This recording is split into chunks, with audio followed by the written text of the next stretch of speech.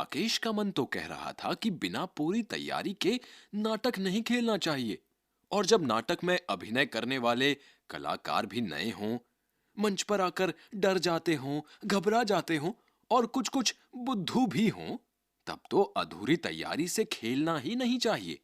उसके साथ ही मोहन, सोहन और श्याम ऐसे ही थे। राकेश को उनके अभिनय पर बिल्कुल भी विश्वास नहीं था।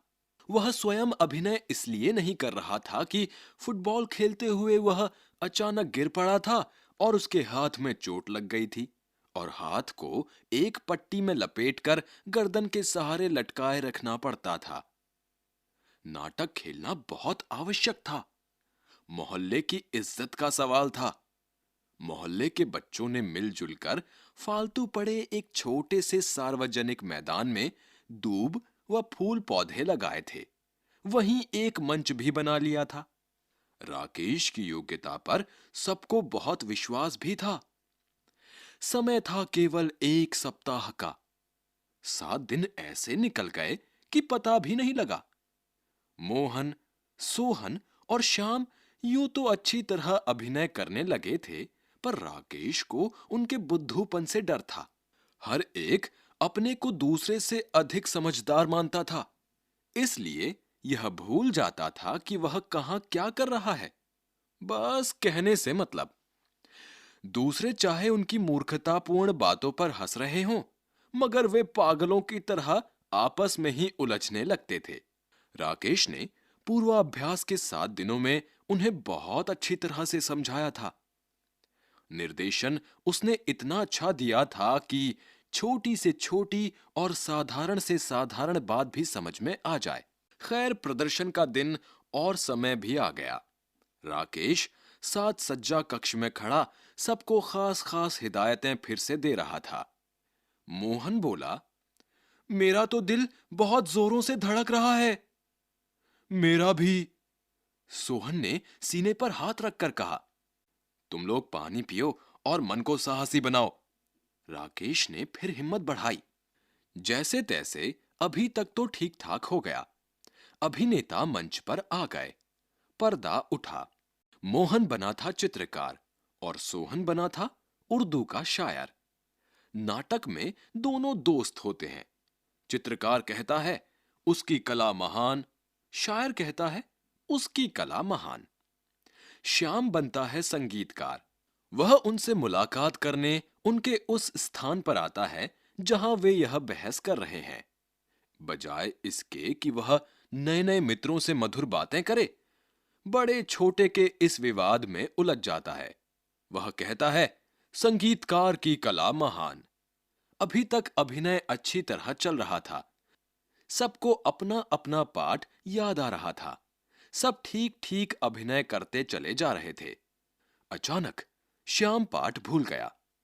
पर्दे की आड़ में राकेश स्वयं पूरा नाटक लिए खड़ा था। वह हर एक संवाद का पहला शब्द बोल रहा था ताकि कलाकारों को संवाद याद आते रहें। मगर श्याम घबरा गया। वह सहसा चुप हो गया। उसके चुप होने से चित्रकार और शायर महोदय भी चुप हो गए।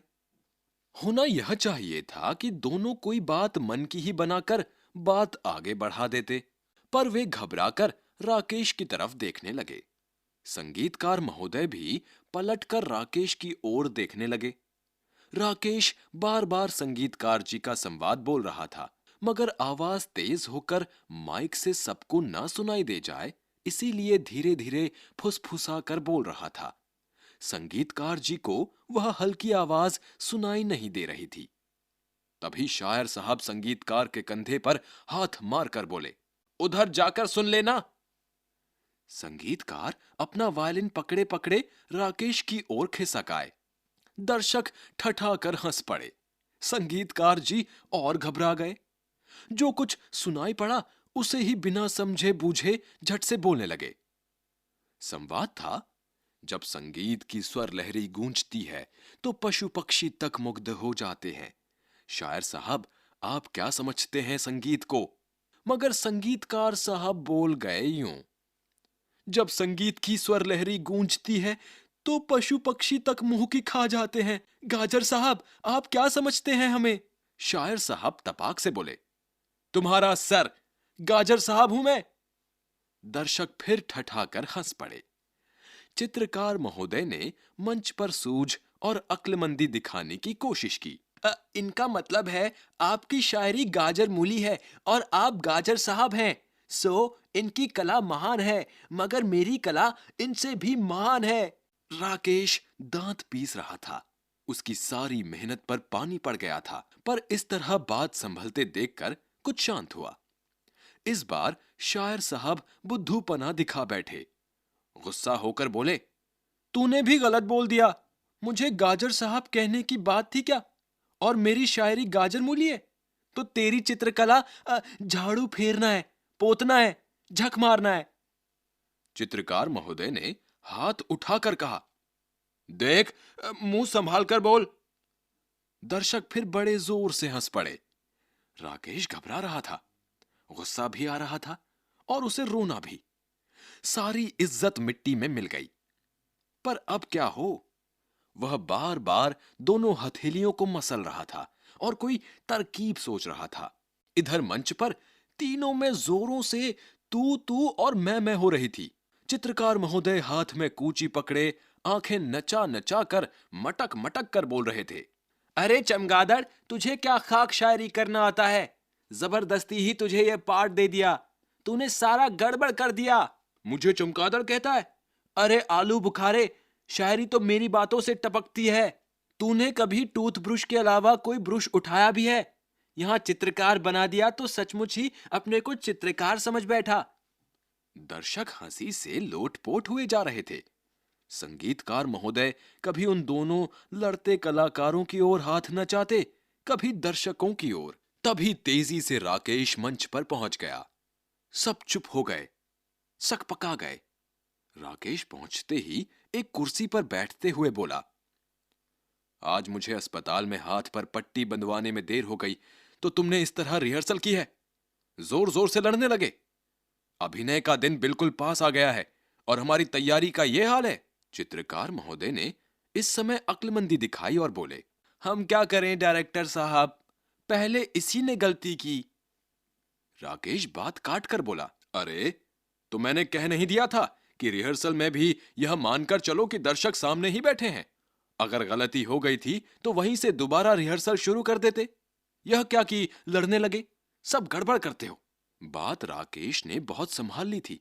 पर्दे की आड़ में खड़े अन्य साथी मन ही मन राकेश की तुरंत बुद्धि की प्रशंसा कर रहे थे। दर्शक सब शांत थे, भौचक्के थे। वे सोच रहे थे, यह क्या हो गया? वे तो समझ रहे थे कि नाटक बिगड़ गया, मगर यहां तो नाटक में ही नाटक था। उसकी रिहर्सल ही नाटक था। मानो इस नाटक में नाटक की तैयारी की कठिनाइयों और कमजोरियों को ही दिखाया गया था। राकेश कह रहा था, देखिए, हमारे नाटक का नाम है बड़ा कलाकार, और बड़ा कलाकार वह है जो दूसरे की त्रुटियों को नहीं, अपनी त्रुटियों को देखे और सुधारे। आइए अब हम फिर से रिहर्सल शुरू करते हैं। तभी राकेश के इशारे पर पर्दा गिर गया। दर्शक नाटक की भूरी भूरी प्रशंसा करते हुए अपने घर चले गए।